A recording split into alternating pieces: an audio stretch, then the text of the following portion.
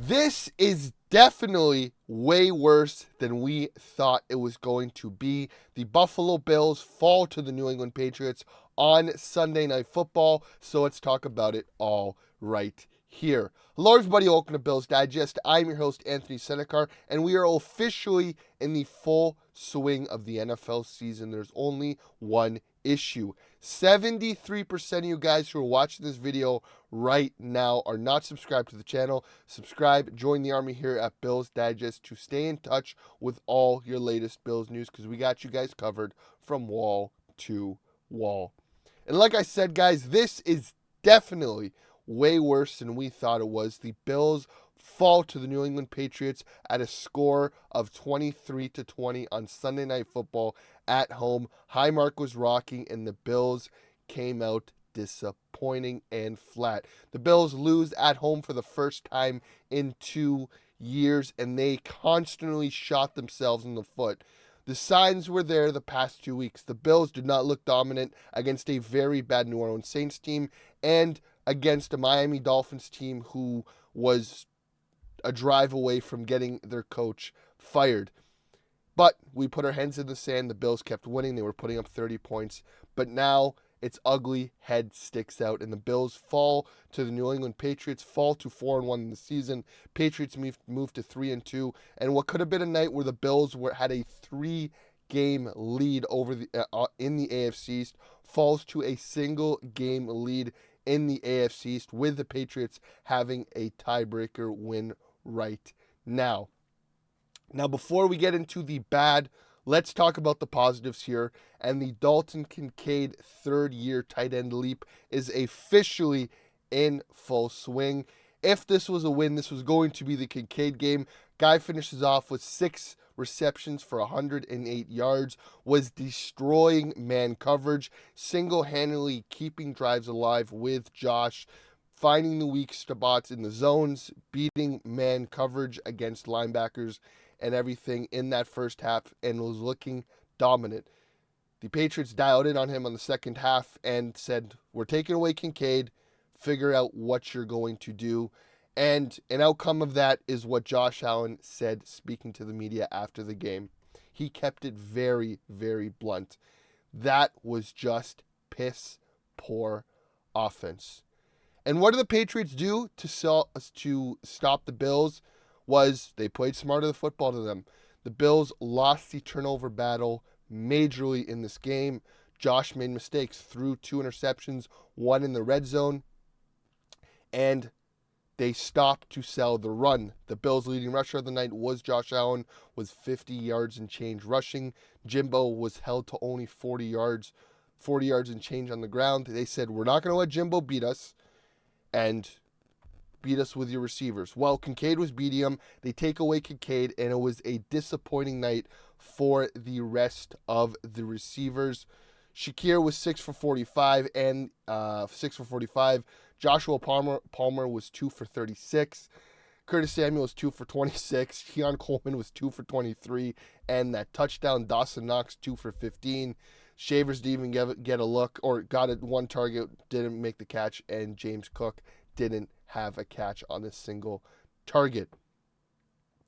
The issue is that there is a lack of separation, and this was an issue we've had for the past 2 years with the Bills.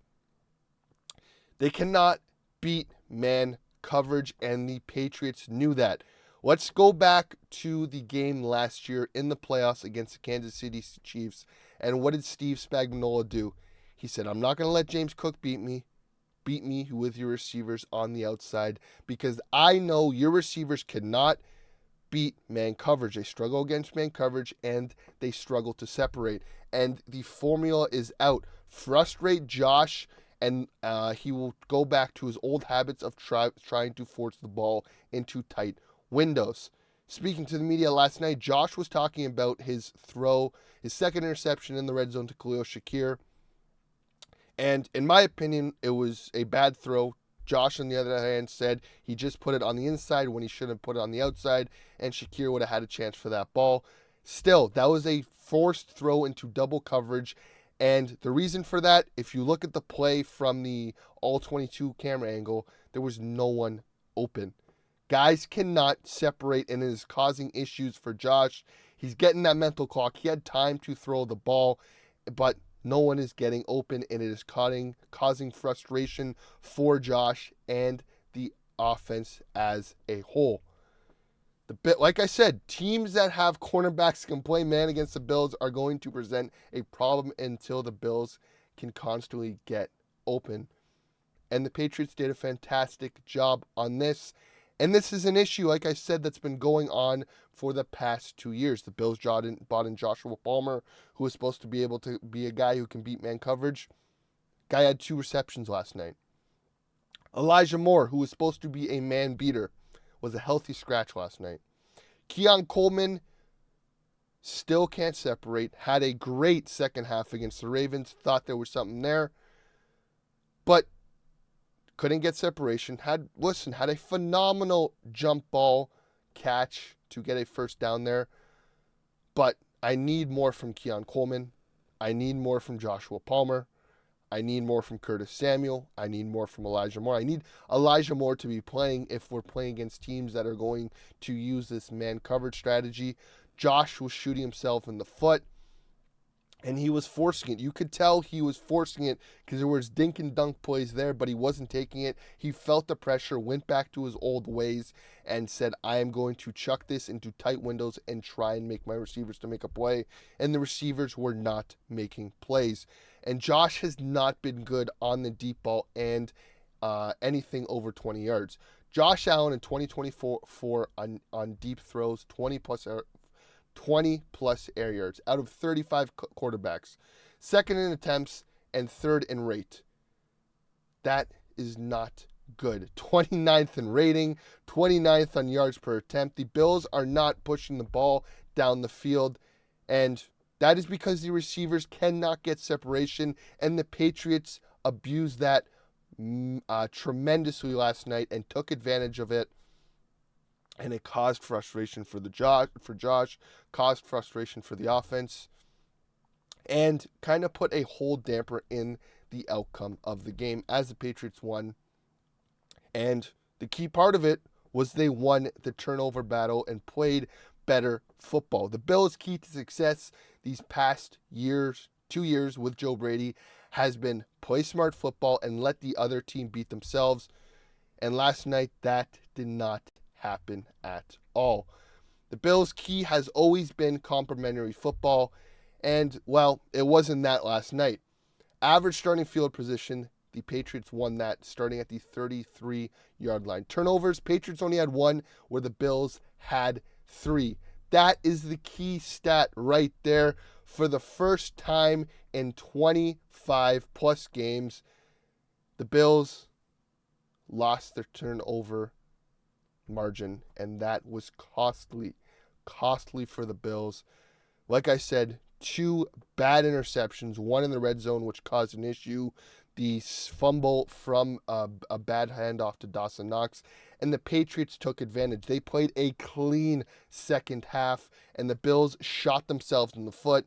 Drake Mace made some phenomenal plays, and they end up winning the game because they didn't shoot themselves in the foot. They played smart football. They ran the ball and took what was there. Drake May had a phenomenal throw with Daquan Jones draped over him, gets it to Steph Diggs, breaks a tackle, makes something out of nothing, gets a first down on that game-winning drive for the Patriots. Busted coverage, finds Booty at the sideline, makes a great catch, what probably wins the game as the Patriots kept marching down the field. The defense got to stop when it needed to, which was the drive before for the Bills to tie the game. But again, on that Bills offensive drive, Josh forces it. Keon in the back of the end zone overthrows it by a bit. Obviously, people are going to talk about the defensive PI, but the Bills should have not been in a situation for that. They should have took what the defense gave them, took the dink and dunk, just marched down the field.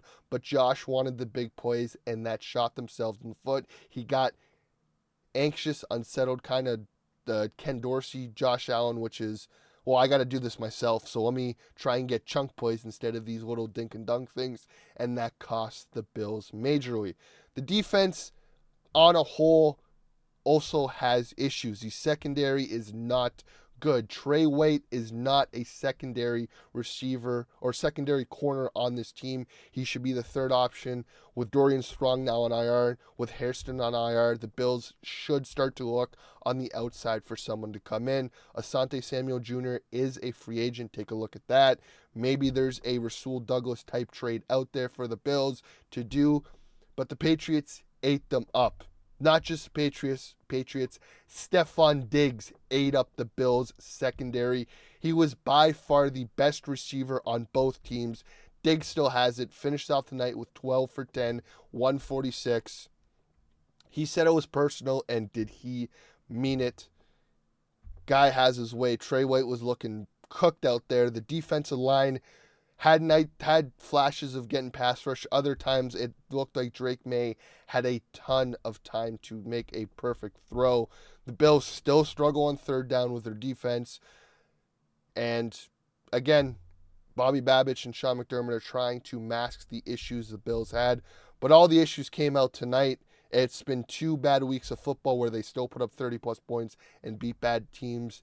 Came back to bite them in the ass as they lose the turnover battle. And I've been saying since the Ravens week, costly turnovers have won the games for the Bills. 2 out of the 4 games they've played. They dominated the Jets, which I'll give them, but the Jets look like a dumpster fire. If it weren't for that Ed Oliver punch-out and that magical tip that got a touchdown for Keon Coleman, the Bills could be very much 3-2 right now. On top of that, the costly interception by Tua in that Dolphins game from TB. Again, the touchdown looked like a touchdown, wasn't a touchdown last week against the Saints. The Bills have played some bad football in September. They've still been finding a way to win. It's been great football for one half against the Baltimore Ravens and one game against the New York Jets. After that, it's been sloppy football, forcing the ball. Everybody needs to work for the Bills to be successful, but they have to find separation, and teams are going to take what the Patriots did and do that week in and week out.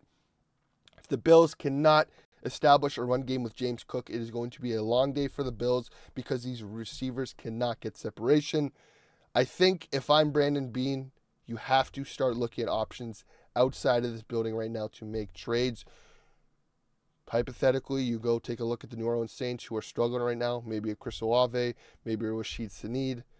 Maybe you go look at a corner. Maybe go look at a linebacker. Matt Milano was injured in this game. He re-injured his pec. He is not someone you can rely on for the Bills. I love Matt. He's one of my favorite players. But I think the end of the road is very, very near. And I think there's bright spots on this defense. But corner 2, which has been an issue since Rasul has had that decline. Linebacker with Matt Milano, he's not reliable. He's getting injured. The lack of pass rush. There's a whole slew of issues on the defense. There's now issues on the offense. There's no perfect team in the AFC. Let's put that forward right now. There's no perfect team in the AFC. It is going to be interesting how to see this 1-seed race. And, I mean, right now the AFC East race lines up for the Bills. But a ton of work to do. The Bills continue this week or next Monday against the Atlanta Falcons on Monday Night Football. So we'll see if the issues pop up again or if they're able to mask it and come in and get a win in Atlanta against the Falcons, who, again, have a solid running game and a pretty solid defense. We'll see what happens there. But let me know your thoughts below, guys. I'd love to hear from you as always. What do you guys think of this loss for the Bills? Do you think that this has been a glaring issue for a while and it's been masked by the Bills putting up 30 points and getting wins? Or do you think it's just one bad week and the Bills will bounce back next week against the Falcons? And do you guys think these issues will continue to rise throughout the season and something that will be an issue in the playoffs? Let me know your thoughts below, guys, because I always love to hear from you. Like always, subscribe to the channel. We are on the road to 1,000 subscribers. We are almost there. 50 more subscribers, so subscribe. Join the army here at Bills Dad Jokes because we got you guys covered all season. And as always, guys, go Bills.